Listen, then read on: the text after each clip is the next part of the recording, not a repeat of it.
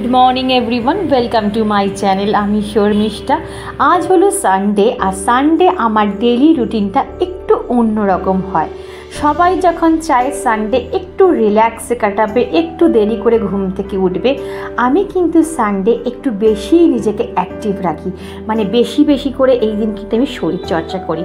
सोम थेके शनि प्राय शरीर चर्चा ठीक मतन कराई हय ना, हयतो खूब जोर 5 থেকে 10 मिनट आमी मर्निंगे निजेर जोन्नो टाइम दिते पारी, किन्तु एई सानडेटा आमार जतक्षण इच्छा आमी किन्तु आमार शरीरेर जोन्नो टाइम दिते पारी। আমরা হাউসওয়াইফরা বাড়ির প্রত্যেকটা সদস্যর স্বাস্থ্যের ওপর এতটা সচেতন, তারা কি খাবে, কিভাবে তাদের হেলথ ভালো থাকবে, কিন্তু নিজের বেলায় কিন্তু আমরা বিগ জিরো যাকে বলবো অষ্টরাম্বা, একটা বিশাল ভুঁড়ি করে আমরা কি করি ঘুরে বেড়াই। তারপর ভুঁড়িটা যখন বেড়ে যায় তখন যাই পরি, সে সালোয়ার পরি কি জিন্স পরি কি শাড়ি পরি, তখন আমাদের লাগে বেমানান, আর তখন গিয়ে কিন্তু আমাদের টনকটা নড়ে।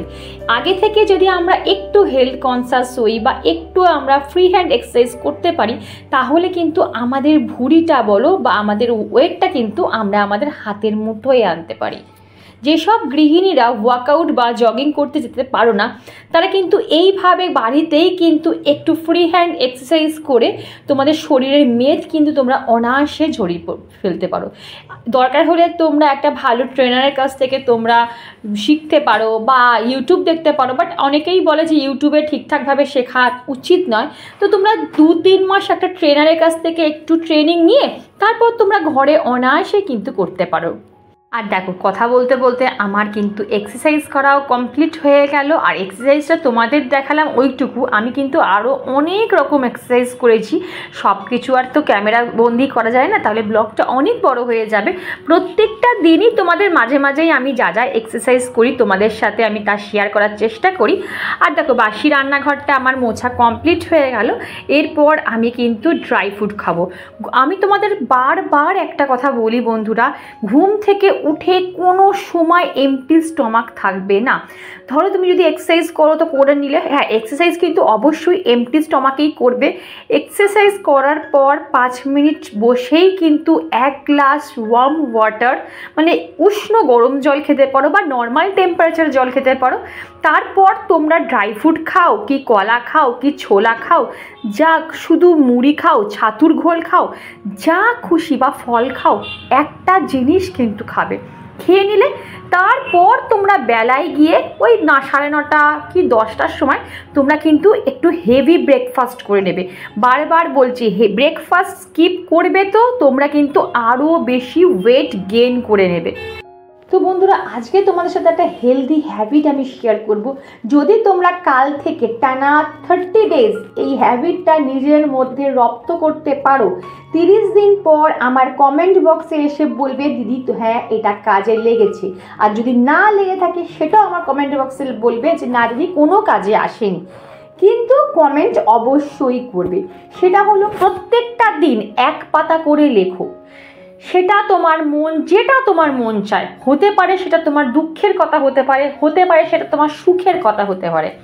লিখলে না নিজের ভাব প্রকাশ পায়, অনেকটা হালকা হতে পারবে। যাদের নিজেদের দুঃখ কষ্ট বলার কোনো মানুষ নেই, কাউকে নিজেদের কষ্টটা শেয়ার করতে পারো না, তারা ডায়েরি মেনটেন করবে। ডায়েরিটাকে তাদের বেস্ট ফ্রেন্ড হিসাবে মনে করবে, তাদের সঙ্গী হিসাবে মনে করবে। তুমি লোককে তোমার দুঃখটা বললে সে 1 দিন 2 দিন মনে রাখবে বা আহা হু করে সেও কিন্তু তোমার দুঃখটা নিতে পারবে না।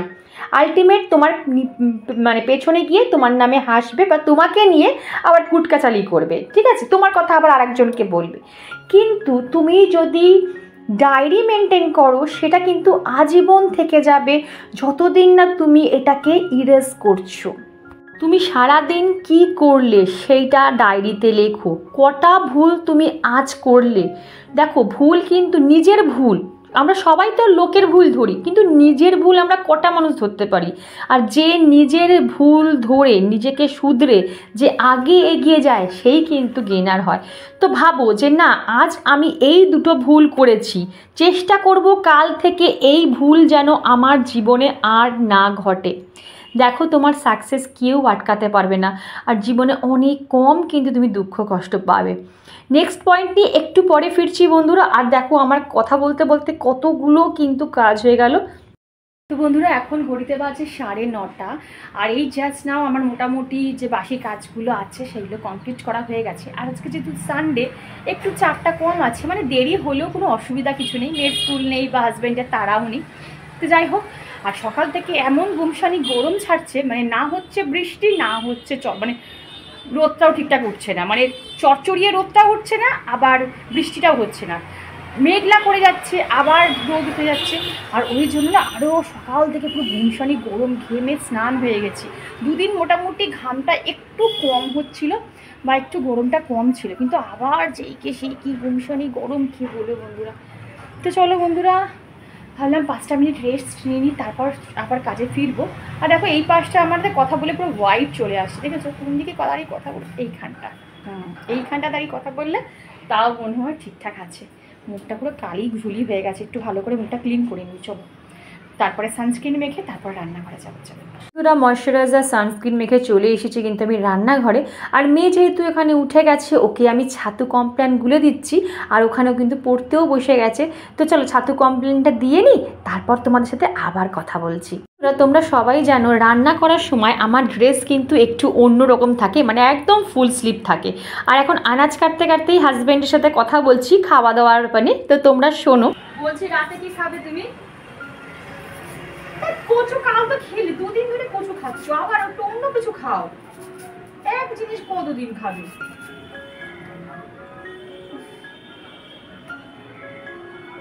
হ্যাঁ কেন, তুমি তো বললে থোর করবে আর উচ্ছে কুমড়ো বটি, আবার কত কি করবো কেন? সেই তো বন্ধুরা আমার এখানে সবজি কাটা হয়ে গেছে, পটল কুমড়ো, এই যে পটল কুমড়ো আর আলু কেটেছি, ঠিক আছে? পেঁয়াজটা ধুতে হবে ভালো করে, কি নোংরা পেঁয়াজটা, এগুলো ধোয়া হয়নি, ভালো করে আরেকবার ধোবো।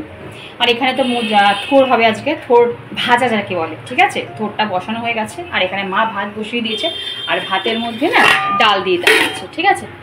বন্ধুরা হাজব্যান্ডের সাথে আমার কনভারসেশনটা আমি ডিলিট করলাম না বা ভয়েস ওভার দিলাম না এই কারণেই, কারণ এটা মনে হচ্ছিলো যে খুব ফানি কথাবার্তা হচ্ছিলো। আমার হাজব্যান্ড কচু খেতে, আমার হাজব্যান্ড কারণ আমার শ্বশুরবাড়ির প্রত্যেকটা মেম্বার কচু খেতে, কচুর লতি, কচুর শাক, গাঠি কচু, কচুর যত আইটেম প্রত্যেকটা দিন যদি তোমরা রান্না করে দাও প্রত্যেকটা দিন খাবে, এদের মুখে চড়াও বোধহয় পড়ে না।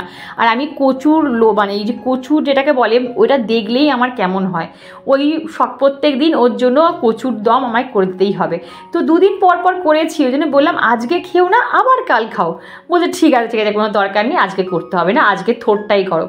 তো ওই জন্য এখানে থোরটাও বসিয়ে দিয়েছিলাম বন্ধুরা। থোরটা একটু আগে থেকে মানে সিটি মেরে নিয়েছিলাম। আর দেখো কথা বলতে বলতে আমার থোর ডাল সব কমপ্লিট হয়ে গেছে। এবার বন্ধুরা চলো মেন পয়েন্টে ফিরছি, সেটা হচ্ছে মানুষের সাথে বেশি কথা না বলে নিজের সাথে কথা বলো। চুপচাপ 10 মিনিট যদি টাইম পাও না, অন্যের সাথে না বকে, অন্যর প্রবলেম ডিসকাস না করে, অন্যের সমস্যা জেনে তোমার কি হবে? তুমি তোমার সমস্যা ভাবো, তোমার কি, তুমি কি চাও, নিজের জন্য তুমি নিজে কি করতে চাইছো সেটা ভাবো। লোকের কথা গুলি মারো, তোমার কাছ থেকে তোমার পরিবার, আত্মীয় স্বজন অনেকে অনেক কিছু চাইতে পারে, কিন্তু তুমি তোমার থেকে কি এক্সপেক্ট করো সেটা কোনোদিনও ভেবেছো? আমিও আগে ভাবতাম না, জানো তো বন্ধুরা, এখন ভাবি। তাই তোমাদেরও আমি ভাবাই, যত লিখবে তত দেখবে মাথাটা সার্ফ হবে, হালকা হবে, অনেক নতুন নতুন বুদ্ধি বেরোবে, অনেক আইডিয়া পাবে। আচ্ছা তোমরা কথা, আমার যদি কথা বিশ্বাস না হয়, তোমরা টানা 7 দিন এটা করে দেখো, 7 দিন 1 পাতা করে লেখো, নিজের মনে যা আসে সেটাই তোমরা লিখে রাখো সবার আগে, তারপর আমায় বলো। দেখো তোমাদের সাথে কথা বলতে বলতে আমার ভাতটাও কিন্তু এখানে রেডি হয়ে গেল। নতুন যারা গৃহিণী আছো তাদের একটা টিপস বলি, ভাত যখন নামাবে দেখবে ভাতের হাঁড়ির চারদিকে ভাতের ফ্যান মার বলো একদম শক্ত হয়ে থাকে, অনেক সময় চালও দেখবে ধারে ধারে শক্ত হয়ে থাকে, যেগুলো মাজার সময় ওঠাতে ভীষণ কষ্ট হয়। তাই তোমাদের একটা টিপস বলছি, যখনই ভাতের হাঁড়ি নামাবে ভিজে ন্যাকড়া দিয়ে ভালো করে হাঁড়ির পাঁচটা ভালো করে কিন্তু মুছে নেবে। দেখবে যখন হাঁড়ি মাজবে তখন আর তোমার অসুবিধা হবে না। আর দেখো ওখানে মোটামুটি আমার রান্না বান্না সব তাড়াতাড়ি কমপ্লিট হয়ে গেল, কারণ যেহেতু দুটো কড়াইতে আমি আজকে রান্না করেছি। আর এখানে যে কটা বাসনপত্র ছিল সে কটাও কিন্তু আমার এখানে মাজা হয়ে গেছে। আর দেখো এখানে কথা বলতে বলতে আবার পটল আলুর তরকারিটাও হয়ে গেল।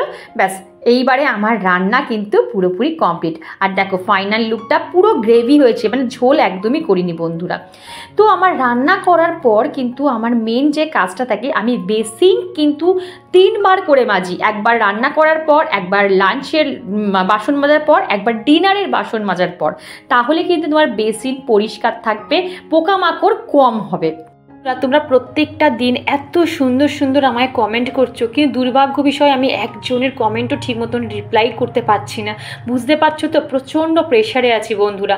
আমি সময় করে তোমাদের প্রত্যেকের কমেন্টের অবশ্যই আনসার করব, কিন্তু এটা ভেবো না যে তোমাদের আমি কমেন্ট পড়ি না। প্রত্যেকের কমেন্ট আমি কিন্তু ধরে ধরে পড়ি বন্ধুরা। কি রোদ দেখো উঠেছে, রোদ আর এদিকে মেঘ ডাকছে।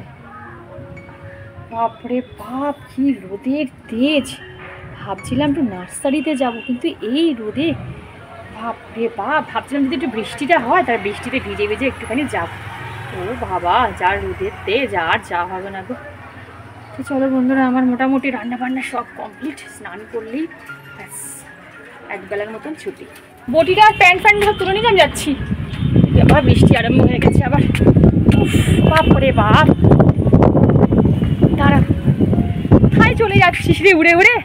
তার আগে আমি তুলে নিই। হ্যাঁ, তারপরে বাবা উফ, মেঘ করেছে, কি সুন্দর লাগছে দেখো। এই ফুলটাকে দেখো এরকম নড়ছে, দেখো বাবা, দেখেছো? এই হচ্ছে আমার ছাদ বাগান, চারদিকটা কি আনন্দ, কি আনন্দ! মনে হয় এদের সাথে সারা দিন থাকি, কোনো টেনশন নেই, কিচ্ছু নেই আমার। যদি এদের সাথে সারা দিন থাকা যায় গো, কি সুন্দর দেখা যাচ্ছে। কেমন লাগছে বলো? এখানে বসে 2 কাপ চা খাও, আর কিছু লাগে বলো? কিছু লাগে? আর কিচ্ছু লাগে না। সুখে থাকতে গেলে বেশি কিছু লাগে না গো। নিজের মতন করে না সুখটাকে এনজয় করতে হয়, খুঁজে নিতে হয়। অনেক কিছু সংসারের মধ্যে বলো, ঘরের মধ্যেও কিন্তু আমাদের সুখ থাকে, কিন্তু ওই যে আমরা সুখ খুঁজতে যাই বাইরে, ভাবি বাইরেই যত সুখ, ঘরে কোনো সুখ নেই। চলো, তোমাদের সাথে অনেক কথা বলে দিয়েছি। আর এই যে বোতাম ফুল বলেছিলে, একদম পারফেক্ট, যেটা যে বোতাম ফুল বলা হয়। তোমরা যে কজন যা বলেছো সব কিছুই একে বলা যায়, অনেকগুলো নাম আছে। বাংলাদেশের বন্ধুরা একটা নামে ডাকে, আমরা আমাদের এখানে একটা নামে ডাকি, এটা বোতাম ফুল। ঠিক বলেছো। অ্যালামুন্ডাগুলো কত বড় বড় দেখো ফুটেছে, কত বড় বড় অ্যালামুন্ডাগুলো ফুটেছে। চলো তোমরা একবার ছাদ বাগানটাকে একবারে ভালো করে ঘুরিয়ে দেখিয়ে দিই, তারপর নিচে যাবো। চলো, বৃষ্টিতে ভিজে যাবো গো।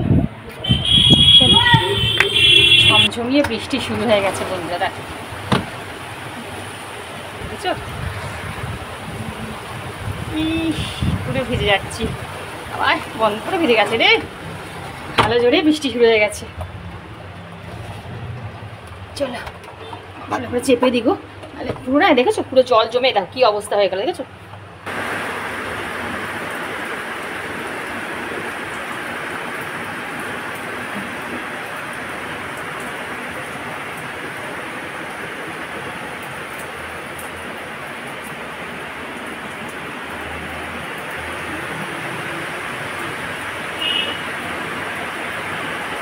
গুড ইভিনিং বন্ধুরা, এখন ঘড়িতে বাজে ঠিক কটা বাজে? এখন 6:10।